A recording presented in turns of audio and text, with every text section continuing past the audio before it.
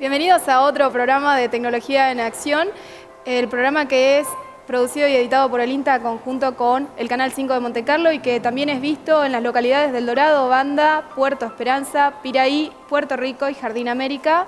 Y les saludo a mi compañero Fito, ¿cómo estás? Hola Andrea, queremos contarles que para el día de hoy tenemos inicialmente una nota realizada al licenciado César Preusler, quien nos va a estar hablando sobre cultivo in vitro de mandioca. Luego la ingeniera Alejandra Fonvallis nos va a contar los resultados preliminares que está obteniendo en fertilización de un ensayo de eucaliptos. Y finalmente la ingeniera Marcela Kornowski nos va a contar respecto de viabilidad de semillas de cítricos. Como lo mencionó Fito, vamos a la primera nota, hecha por el licenciado genetista César Preusler, multiplicación in vitro de mandioca.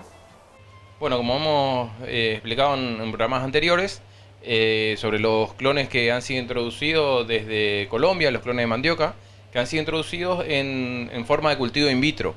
Lo que vamos a ver acá es cómo trabajamos a cada uno de estos clones en base a la multiplicación de los mismos y dónde realizamos la multiplicación y el escalado, las distintas etapas, digamos, de lo que es la micropropagación para estos materiales.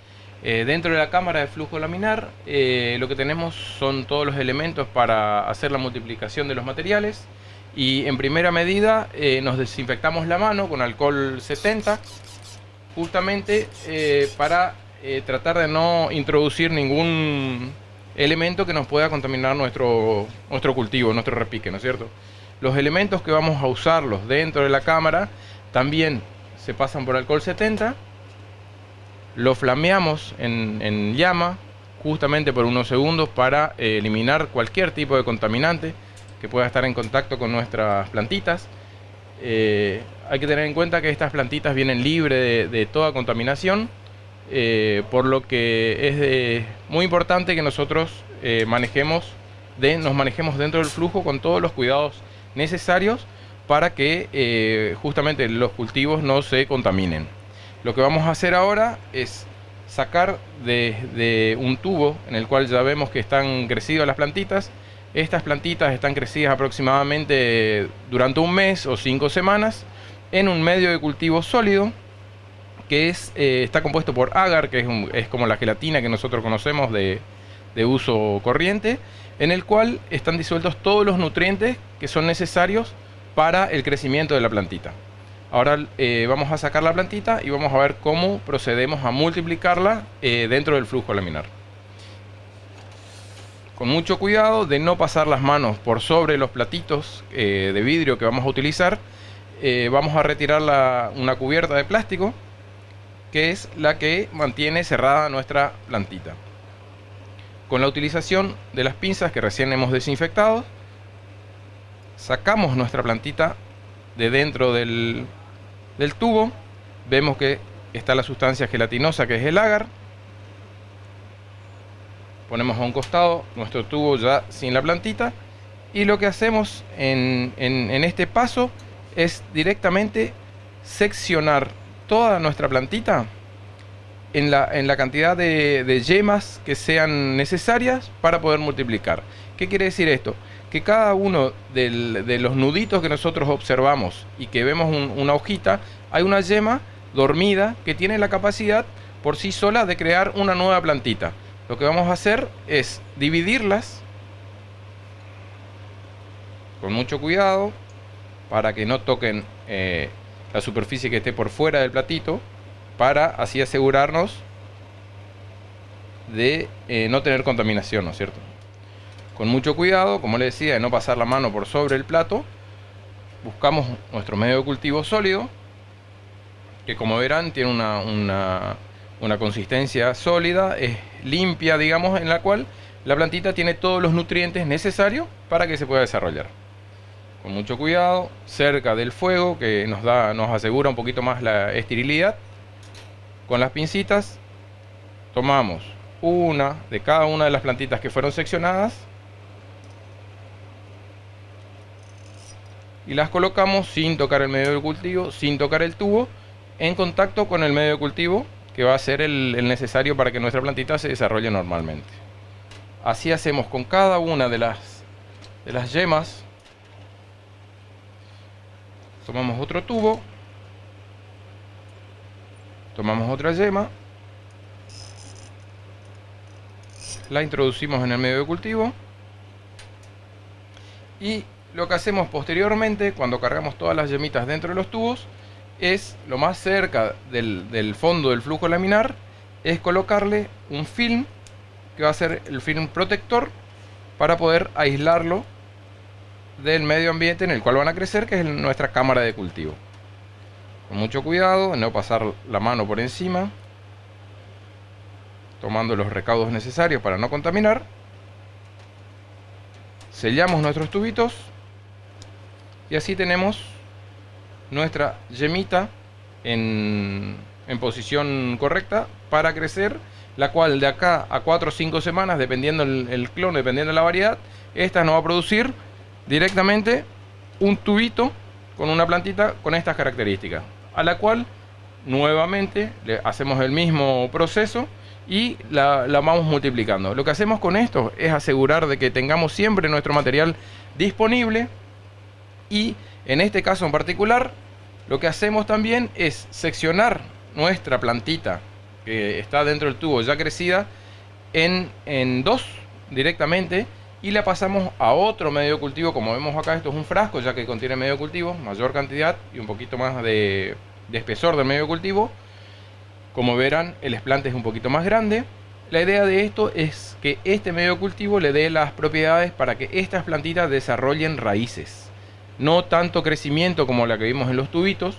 O sea que las condiciones de nutrientes que tienen entre el frasco y el tubito son diferentes. En este caso, en 4 o 5 semanas lo que vamos a tener, una planta que nos creció en la totalidad del frasco, pero ha desarrollado mucha cantidad de raíces.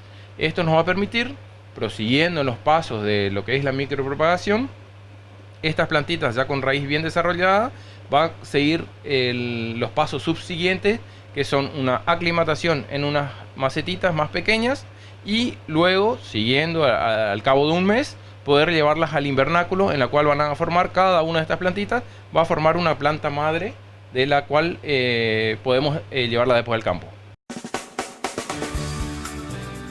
Veíamos la nota que nos mostraba el licenciado César Preusler, y lo que queremos recalcar acá, que este trabajo de investigación que está haciendo el INTA, estos materiales, como bien nos decía el licenciado, son luego llevados a viveros cuando las plantas ya son grandes, y luego de ahí es donde el productor va a poder obtener las ramas y vamos a poder multiplicar ese material, que como bien decía él, son materiales que vinieron de Colombia. De esta manera damos por finalizado el primer bloque de Tecnología en Acción. Vamos a una pausa y al regreso seguimos con más Tecnología en Acción.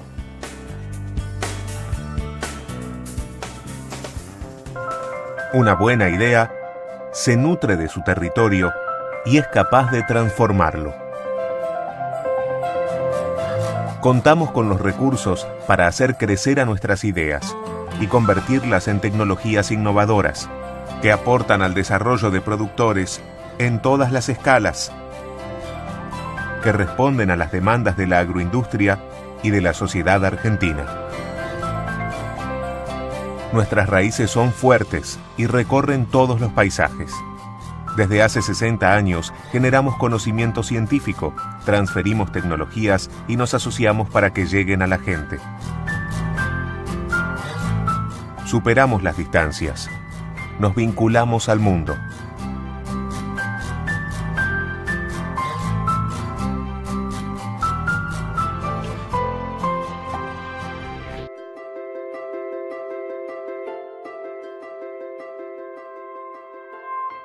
Seguimos con Tecnología en Acción. A continuación vamos a ver una nota hecha a la ingeniera Alejandra von Wallis acerca de un ensayo con fertilización en Eucalyptus grandis.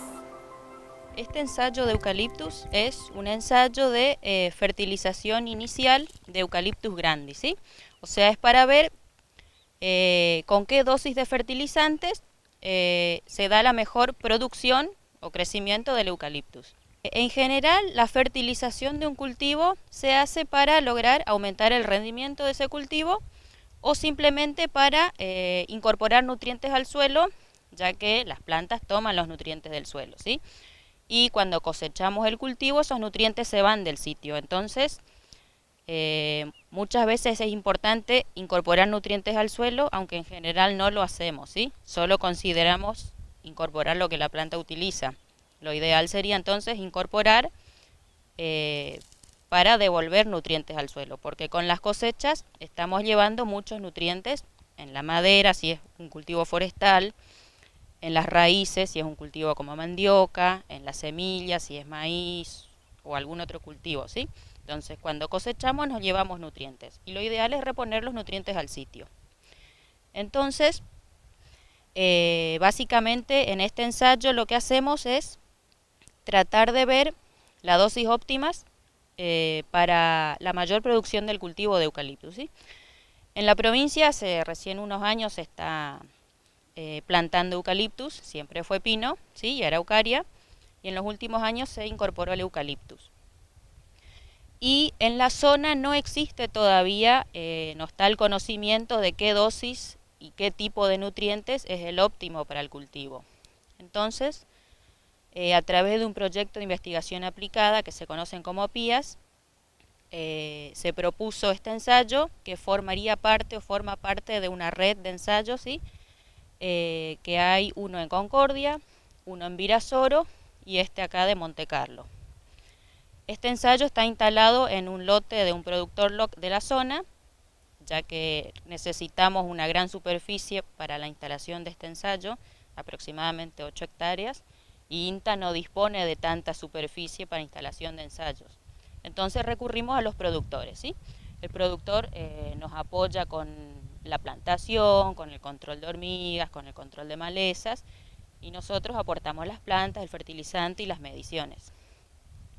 Este ensayo básicamente consistió en la plantación de 5 clones de Eucalyptus grandis, ya que muchos productores ya no quieren plantar plantas de semilla porque dicen que son desparejas, ¿sí? Tienen distintos ritmos de crecimiento. Entonces se optó por elegir 5 clones de Eucalyptus grandis, 3 de INTA y 2 de otras 2 empresas, uno de la empresa Tapevicua y uno de la empresa Pomera. Se instalaron los clones en octubre del año pasado, ¿sí? Logramos instalar el ensayo y se fertilizó con una combinación de nitrógeno, fósforo y potasio, ¿sí? Se aplicaron la combinación de 3 dosis de fósforo, 3 dosis de nitrógeno y 3 de potasio, lo que da un total de 27 tratamientos, y para después lograr hacer el análisis estadístico se hicieron 4 repeticiones, ¿sí? Lo que dio un total de 108 parcelas y eso abarca una superficie de casi 8 hectáreas. Por eso decimos que INTA no cuenta con la superficie necesaria, ¿sí? Para los ensayos, y tenemos que recurrir a los productores. Que también es la idea, intercambiar trabajo con los productores, ¿sí? Bueno.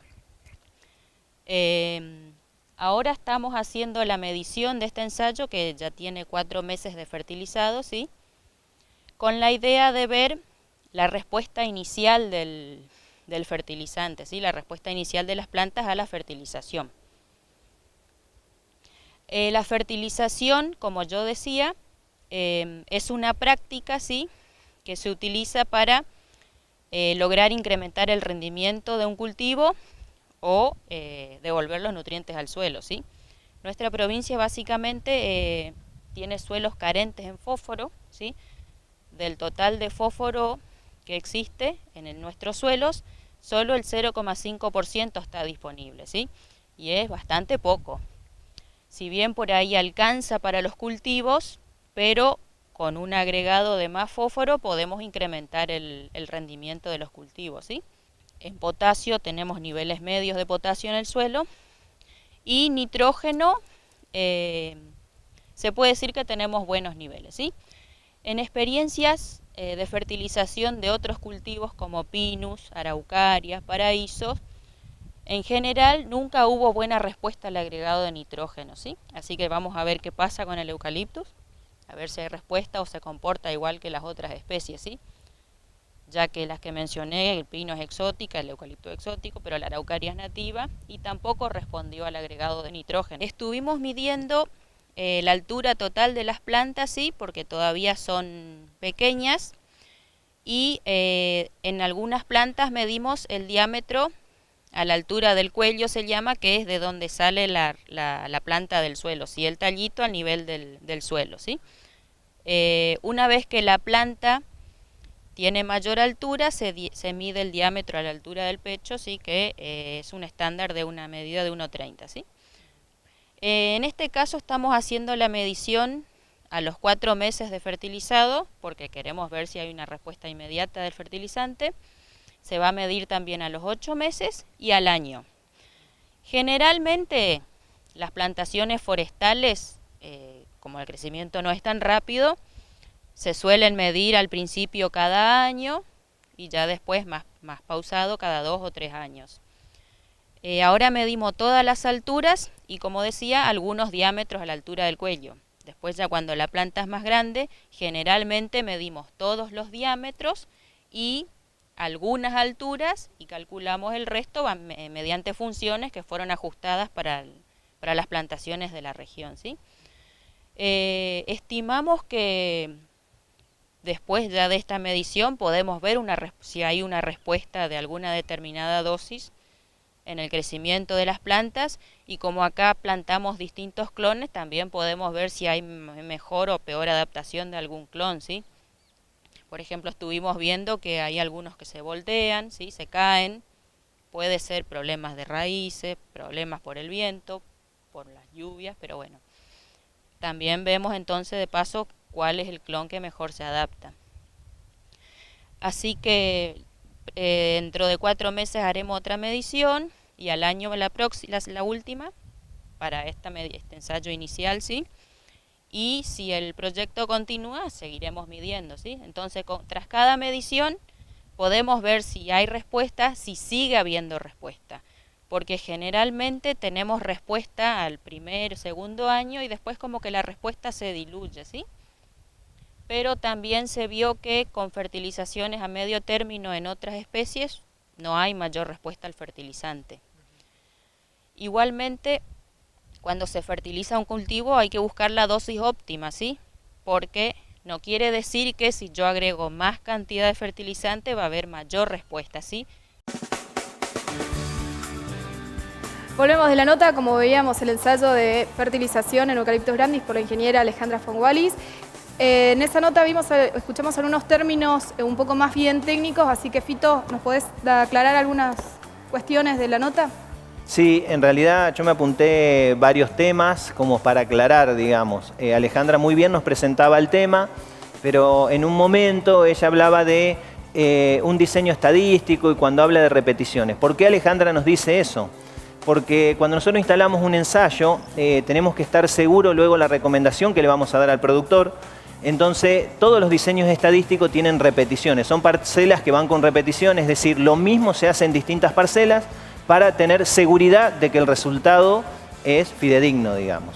Otros temas que por ahí me gustaría aclarar, ella hablaba de la reposición de nutrientes.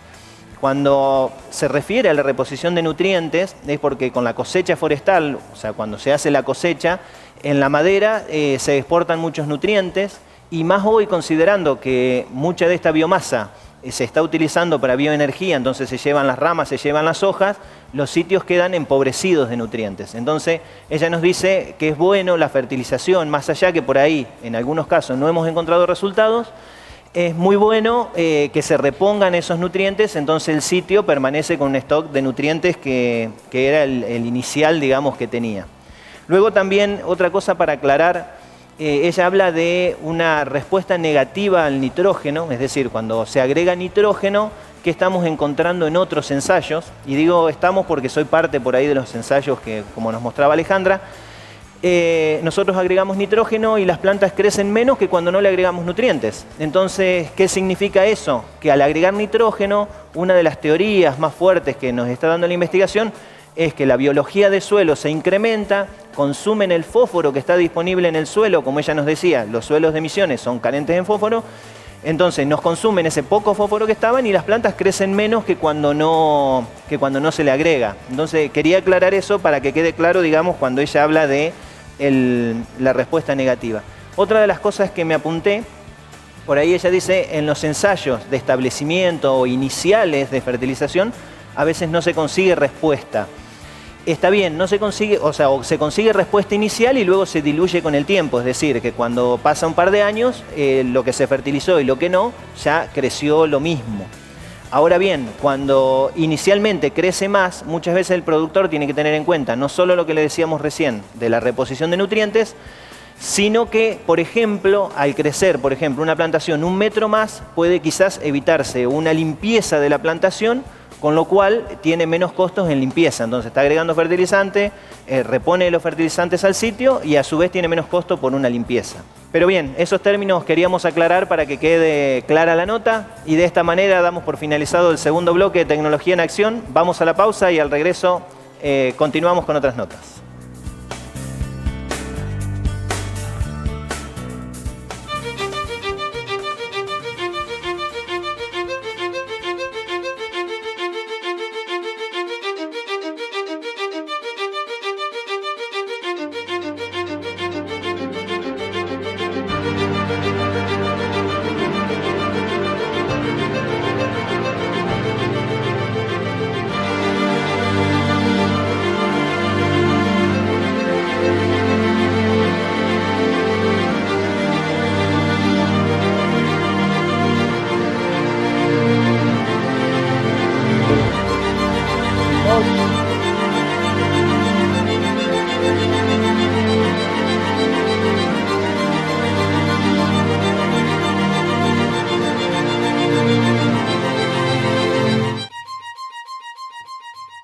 El viernes 11 de agosto a las 14:30 horas se brindará una capacitación en fertilización florícola en la agencia del INTA del Dorado.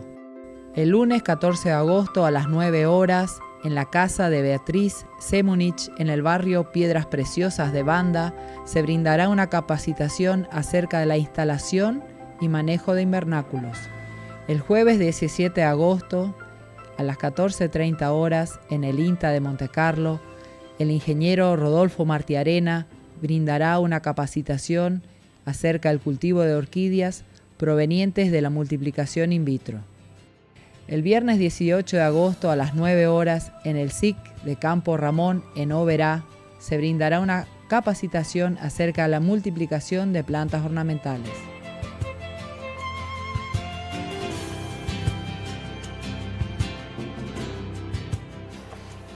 Continuamos con nuestro último bloque de Tecnología en Acción, donde vamos a ver una nota hecha a la ingeniera Marcela Kornowski, quien nos va a hablar sobre el tema de viabilidad de semillas de citru.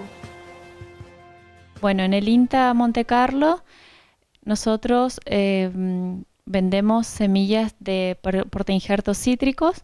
Las variedades que tenemos actualmente disponibles como material certificado son híbridos de trifolio C84, C35, limón rugoso, lima rampur, naranjo agrio. Una vez que cosechamos la semilla, se la pone a secar y se conserva a temperatura a 4 grados centígrados en heladera. Y antes de realizar la venta, nosotros realizamos una serie de pruebas para determinar la viabilidad de la semilla que vamos a vender. Entonces, primero lo que hacemos es realizar la prueba de flotación. Colocamos las 100 semillas en una solución de etanol al 10%, alcohol al 10% en agua. Colocamos la semilla y separamos las semillas que flotan y las que están en el fondo. Esto hacemos porque hay una creencia popular de que las semillas que flotan no germinan, no son viables. Entonces, para poder estar seguras del material que estamos vendiendo, separamos las que flotan y ponemos a germinar en laboratorio, en condiciones controladas de temperatura y humedad, y en forma separada las que quedaron en superficie de las que están en el fondo. Después lo que realizamos es una prueba de tetrasolio, colocamos semillas en esta solución que lo que nos permite es determinar cuáles son las semillas que respiran, que están viables. Colocamos durante un día las semillas a las cuales le cortamos el tegumento para que esa solución penetre a la semilla y que tengan contacto con el embrión.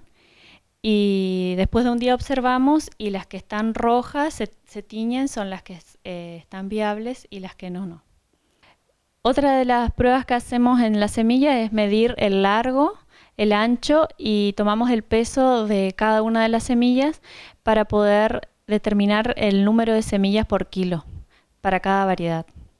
Entonces vamos a separar las semillas que estaban en la superficie y colocamos en esta cajita de Petri que tiene algodón, papel esterilizado en autoclave y agua estéril. Esto colocamos todas las semillitas y dejamos tapaditos esperando a que germinen. Después realizamos el conteo de la cantidad de semillas que germinaron y podemos determinar el poder germinativo de la muestra. Colocamos las que estuvieron en el fondo, entonces para ver si hay una correlación entre las semillas que estuvieron en el fondo, si realmente germinan o no. Esto se coloca en condiciones de temperatura controlada a 28 grados centígrados y se realizan observaciones a partir de una semana, 10 días se comienzan a ver hasta que esté más o menos el 80% germinado. Nosotros, después de realizar la siembra en placas de Petri, pasaron 40 días y tenemos este resultado. Se nota una diferencia en cuanto al poder germinativo de diferentes especies, variedades. La lima Rampur a los 20 días ya comenzó a germinar. Hoy a los 40 días ya tiene un 97% de germinación. Y no así los híbridos de trifolios, el C35, estos acá son C35 y estos el C84, se ve como son un poco más lentos. Lleva más tiempo, no significa que no vayan a germinar, sino que tienen que estar más días. Cuando la lima Rampur tenía un 30% de germinación, todavía los híbridos de trifolio no habían germinado. Hoy los híbridos de trifolio tienen un 60% de germinación y bueno, y se espera porque se ven algunos tegumentos que están rotos, entonces se espera más tiempo, porque también la idea es ver el tiempo que lleva cada especie en germinar. Estas eran las semillas que estaban en el fondo. Y todas estas estuvieron en la superficie y tuvieron un buen porcentaje de germinación. En este caso estas son las de superficie y estas las de fondo. Y bueno, esto vamos viendo como que no hay mucha diferencia. Entonces no se puede decir que las semillas que quedan en la superficie sean vanas o no vayan a germinar.